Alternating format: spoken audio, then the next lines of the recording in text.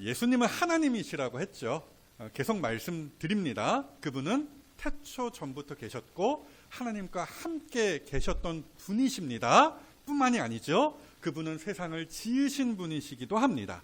세상 만물이 그로 말미암아 존재하게 된 것이에요. 그러하기에 우리는 창조주이시고 주인이 되시는 그분께 우리의 삶을 맞출 수 있어야 한다 말씀을 드렸죠. 또 우리는 겸손해야 된다 그런 말씀도 드렸습니다. 왜요? 예수님이 겸손하셨기 때문이죠. 지지난주 말씀이었는데요. 요한복음 1장 10절 말씀이에요. 그가 세상에 계셨다라는 거예요. 저게 무슨 말씀이라고 했어요?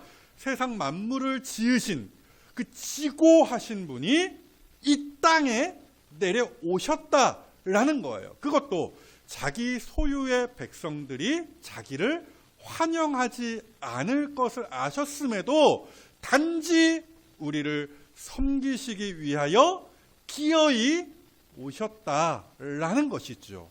뿐만이 아닙니다. 우리는 바로 저 대목에서 예수님의 자비와 은혜를 엿볼 수 있는 것인데요. 그토록 말 안 듣고 무지한 각 사람, 우리 각 사람 모두예요.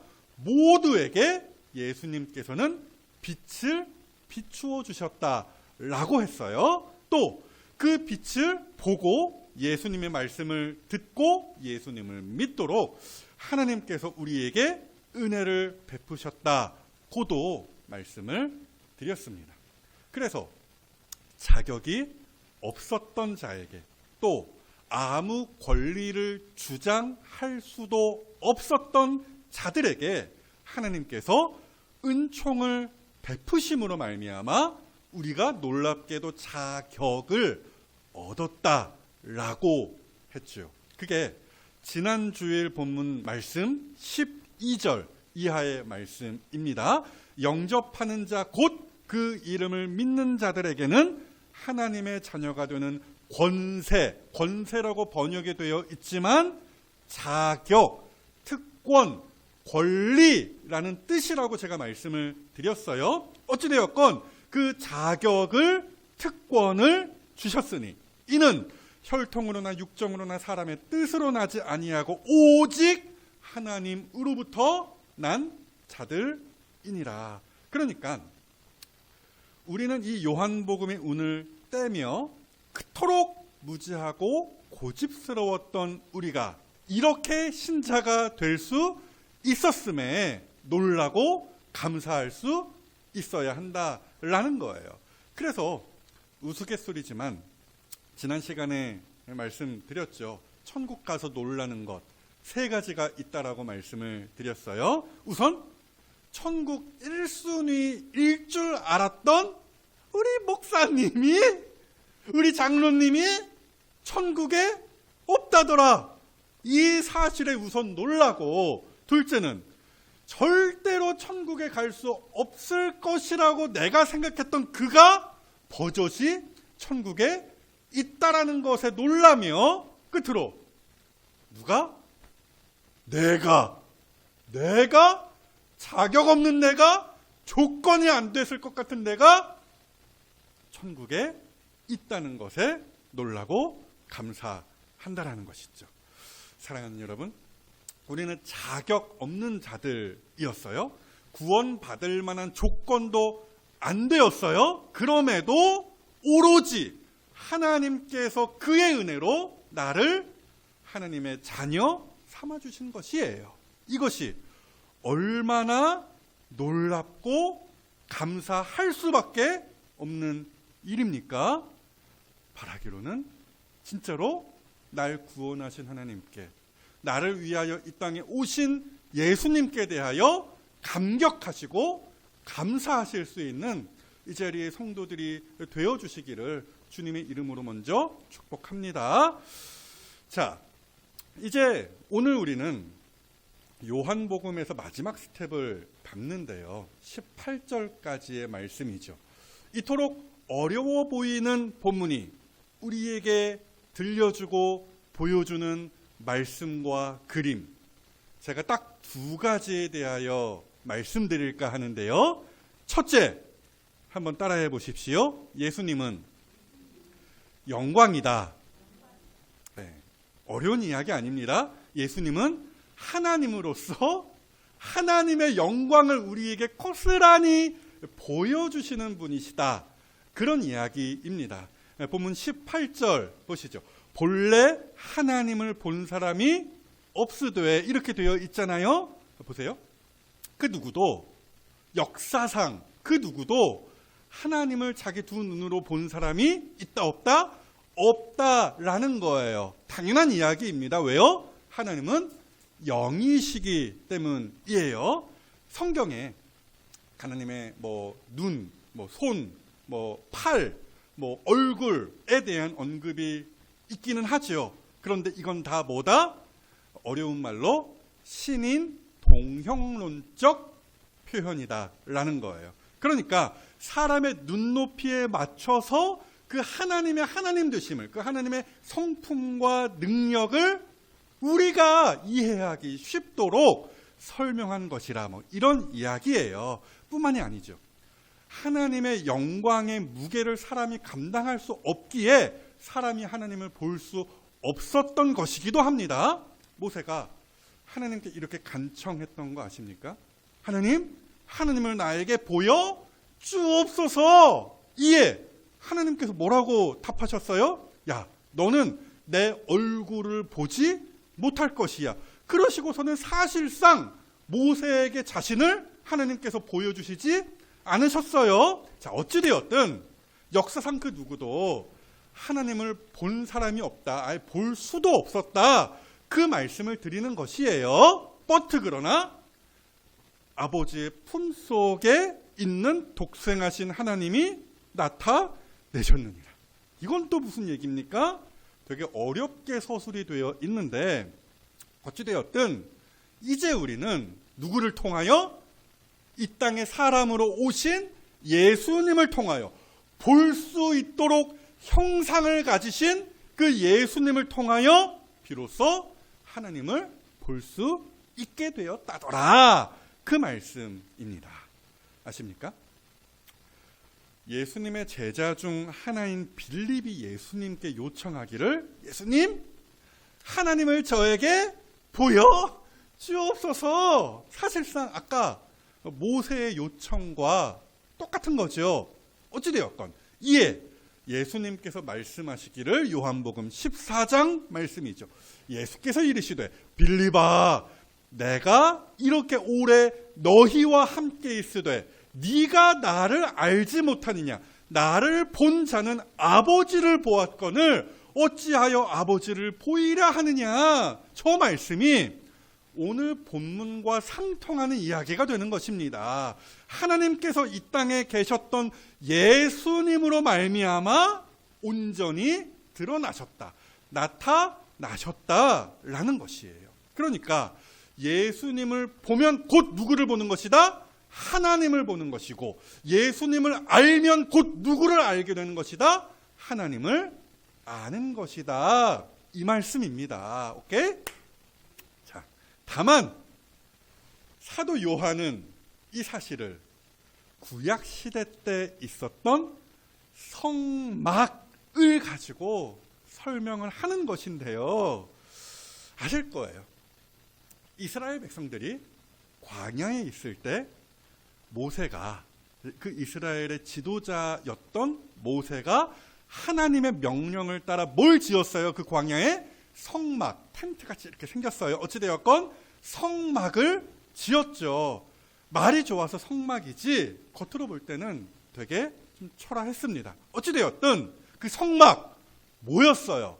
뭐니 해도 이스라엘 백성의 중심이었습니다. 민수기에 다 나오는 이야기거든요. 당시 무려 200만 명이 되었던 이스라엘 백성들의 딱 중앙에, 그 중심에 뭐가 있었다? 성막이 위치하고 있었다라는 거예요. 뿐만이 아니라 그 성막은 하나님이 거하시는 처소였습니다. 물론 하나님께서 말 그대로 그 코딱지만한 그 건물 안에 뭐 비집고 들어가 계신다, 뭐 그런 이야기는 아닙니다. 그럼에도 그 성막에는 하나님의 즉 나타나심이 있었다라는 거예요. 그러니까 마치 요즘 우리가 보는 그 요한계시록에 묘사된 그 찬란한 하나님의 영광이 바로 그 광야에 있었던 성막 안에 나타나 보였다라는 말씀이에요. 확인해 보실까요? 출애굽기 40장 34절 이하의 말씀인데요. 구름이 회막에 덮이고 여호와의 영광이 성막에 충만하매 모세가 회막에 들어갈 수 없었으니 이는 구름이 회막 위에 덮이고 여호와의 영광이 성막에 충만하였다. 딱 저 그림이에요. 그러니까 오늘 사도 요한은 예수님께서 이 땅에 사람으로 강림하신 그 사건을 딱 저렇게 성막에 나타난 하나님의 영광과 동일시하고 있더라는 이야기죠. 보십시오. 14절입니다. 말씀이 육신이 되어 우리 가운데 거하시매. 간단해요. 하나님이신 예수님께서 죄인들을 구원하시기 위하여 사람이 되어 이 땅에 강림하셨다라는 말씀입니다. 그런데 저기 보시면은 우리 가운데 거하심에 할 때 거하시다라는 저 말이 문자적으로 뭐냐? 장막을 치다라는 말씀이에요. 그러니까 딱 저게 이스라엘 백성들이 광야에 세웠던 성막을 떠올리게 하는 문구다라는 것이죠. 그 다음도 마찬가지예요. 우리가 그의 영광을 보니 아버지의 독생자의 영광이요 은혜와 진리가 충만하더라. 보세요.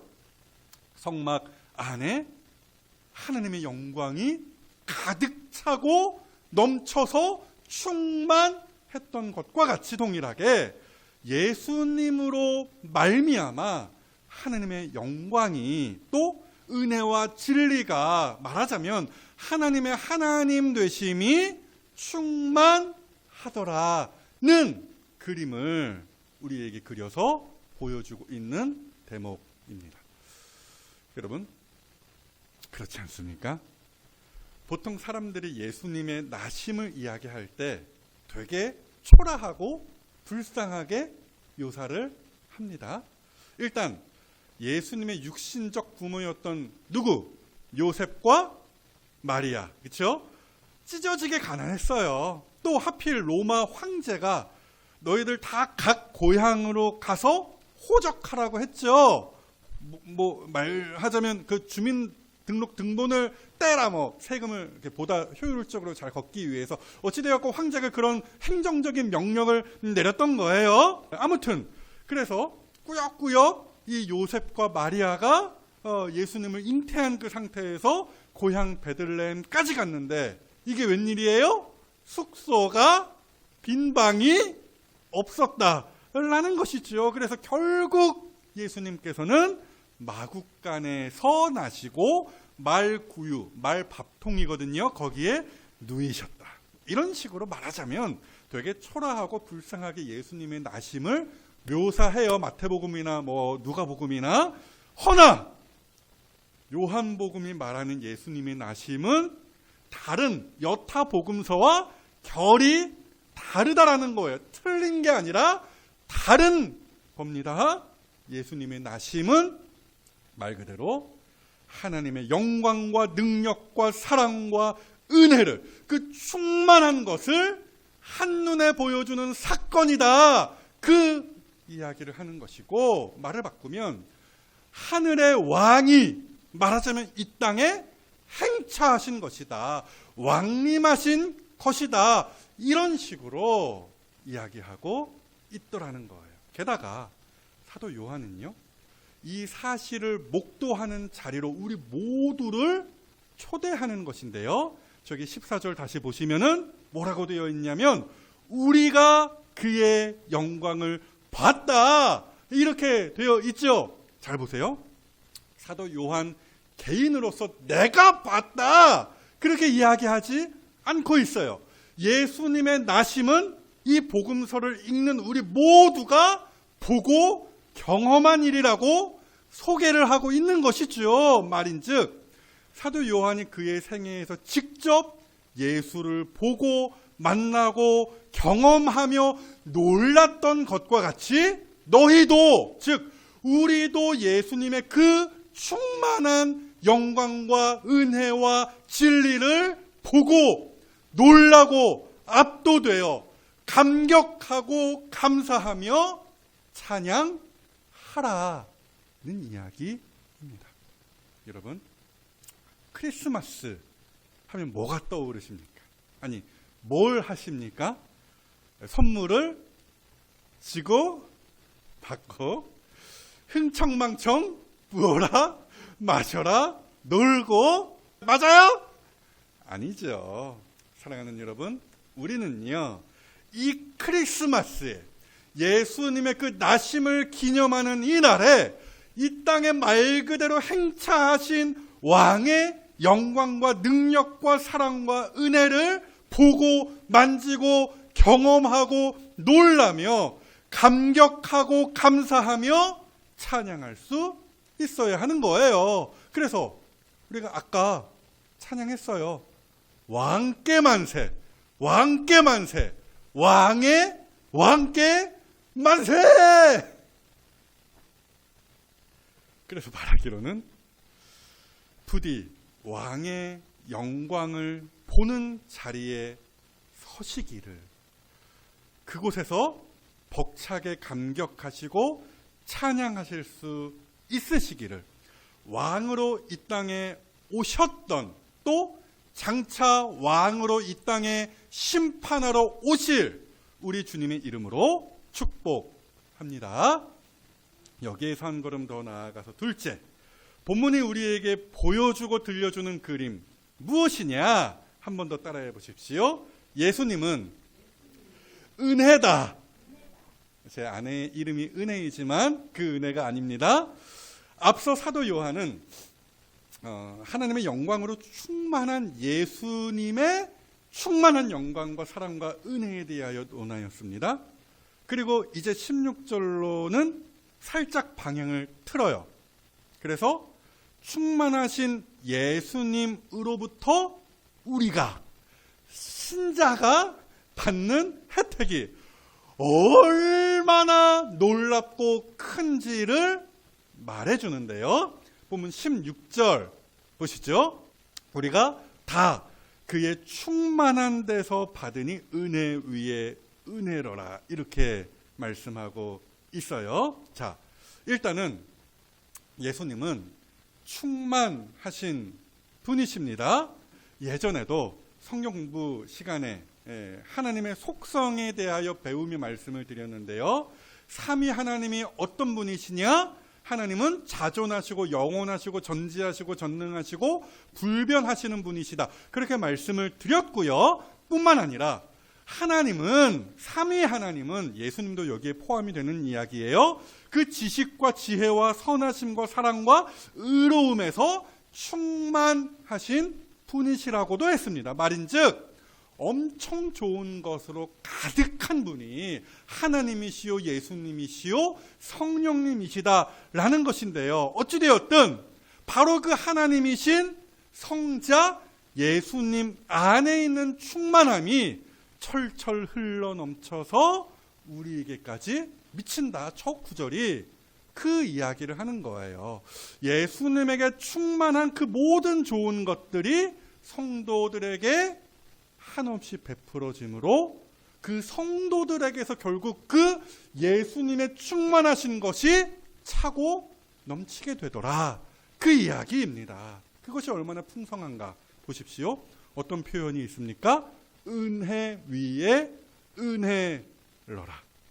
저게 진짜 기가 막힌 말씀이에요. 한마디로 은혜가 쌓이고 또 쌓인다, 그런 이야기입니다. 은혜가 끊이지 않는다라는 말씀이에요. 은혜를 받고 또 받았는데 앞으로 받을 은혜가 보니까 산더미처럼 쌓여 있다더라, 뭐 그런 이야기입니다. 그래서 은혜 위에 은혜라는 거예요.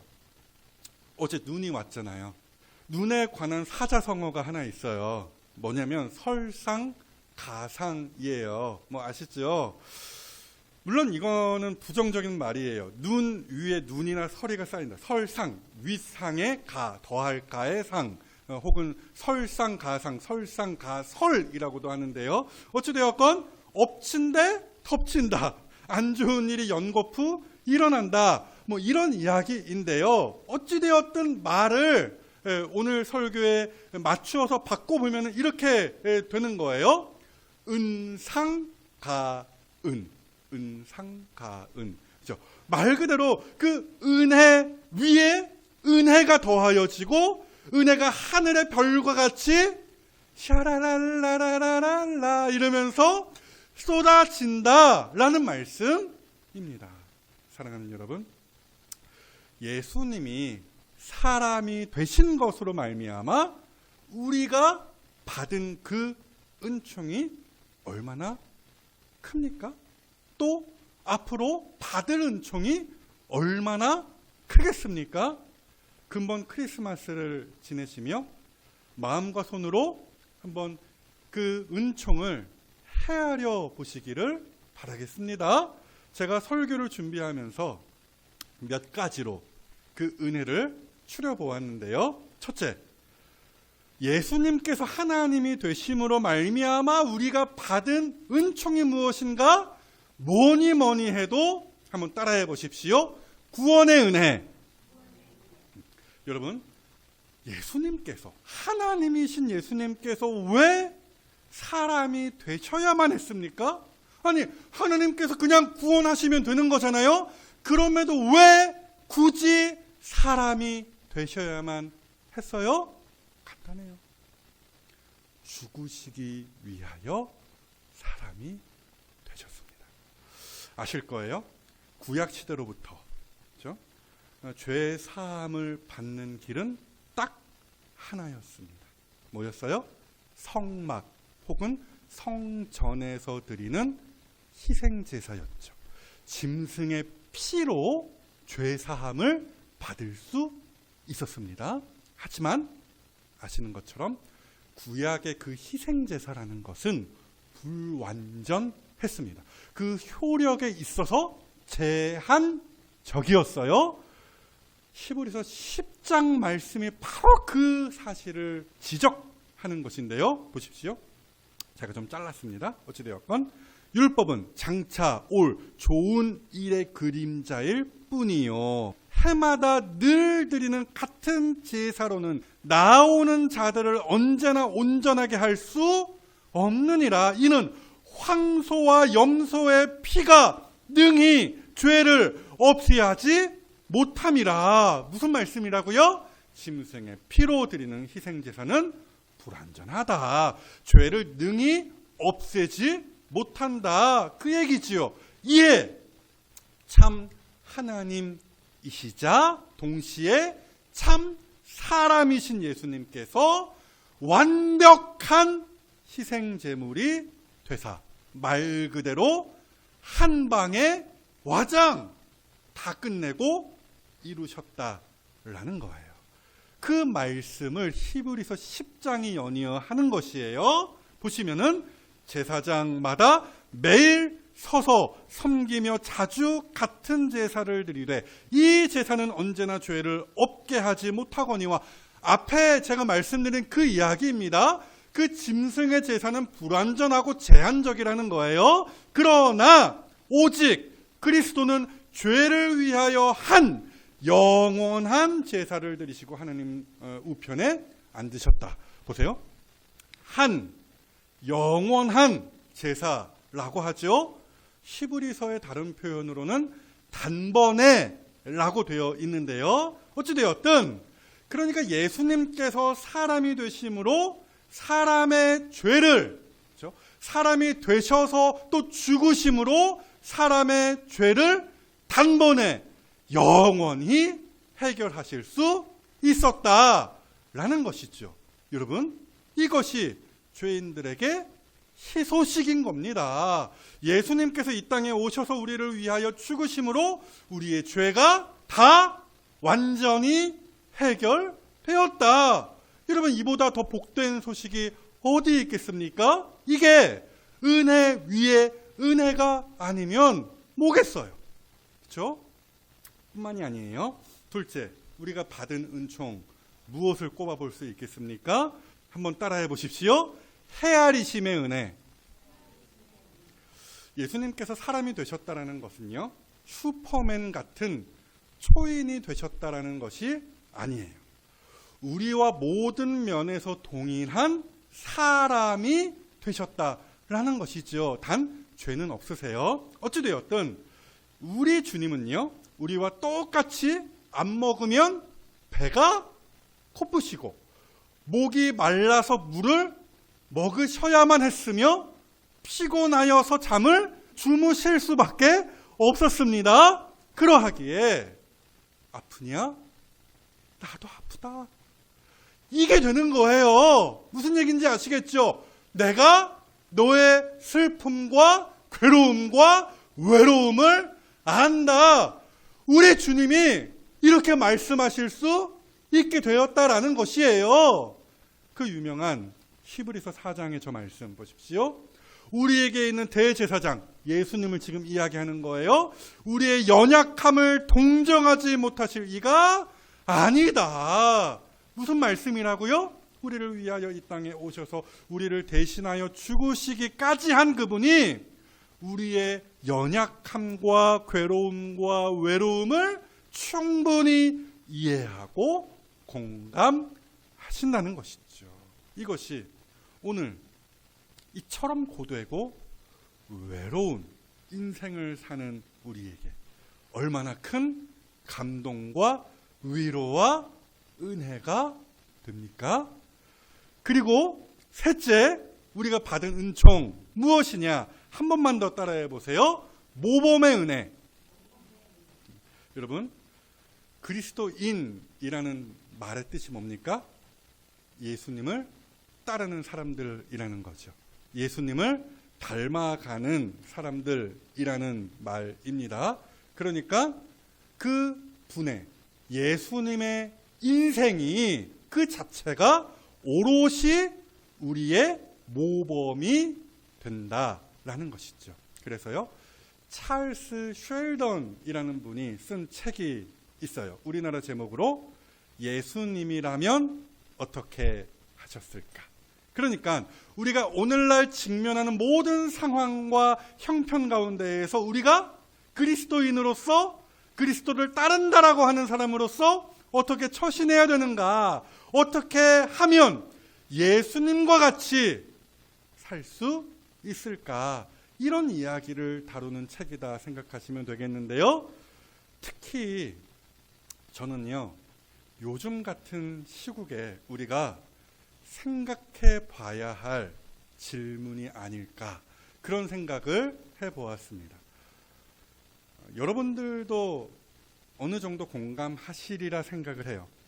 뭐 좌냐, 우냐, 뭐 빨강색이냐, 뭐 파란색이냐.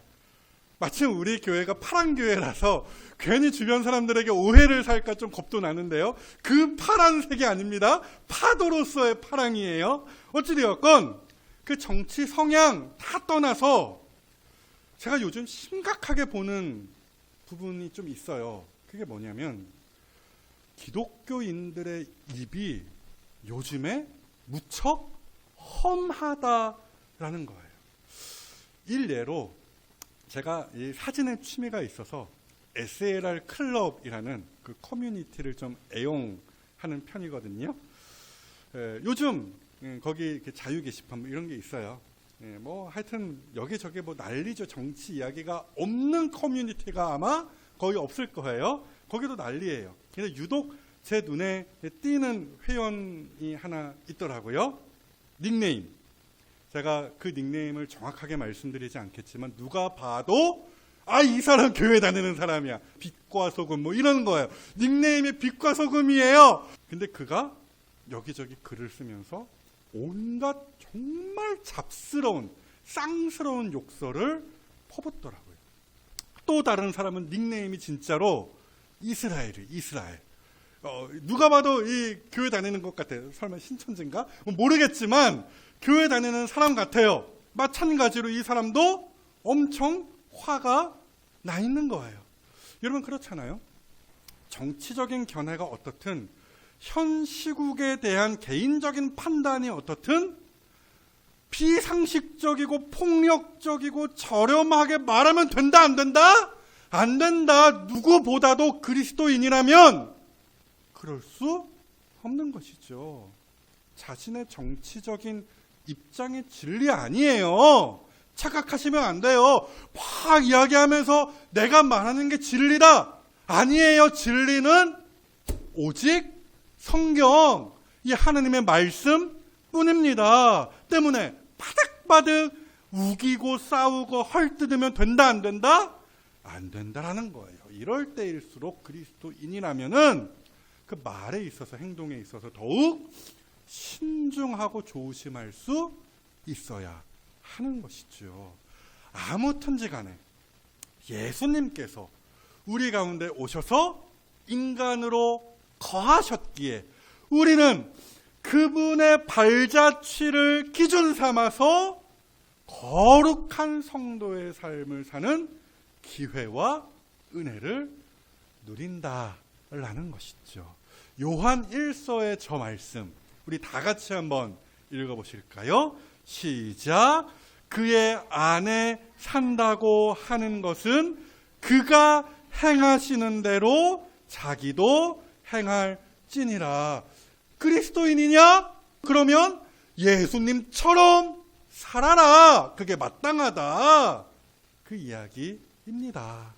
그래서 바라기로는 저 말씀을 따라 세상 어디에서 무엇을 하시든 그리스도인이라는 그 이름에 걸맞게 말하고 행동하시는 이 자리에 거룩한 주의 자녀가 다 되어 주시기를 주님의 이름으로 축복합니다. 정리하겠습니다. 예수님께서 이 땅에 오신 사건은요, 말 그대로 지극히 높은 곳에서는 하나님께 영광이고 땅에서는 하나님이 기뻐하신 사람들 중에 평화와 은혜입니다. 예수님께서 이 땅에 오심으로 바로 그 하늘의 영광을 만천하에 보이셨으며 또 그의 충만하신 것에서부터 쏟아지는 흘러넘치는 그 은혜와 평강을 우리가 받아 누리는 것이에요. 그래서 바라기로는 예수님을 믿음으로 구원을 받으시고 그리스도인으로서 남은 인생을 그리스도인답게 사시며 예수님으로부터 쏟아지는 그 풍성한 은총을 받아 누리실 수 있는 이 자리에 멋진 하나님의 자녀들이 다 되어주시기를 창조주여 구원자시여 우리의 선한 목자 되시는 예수님의 이름으로 축복합니다.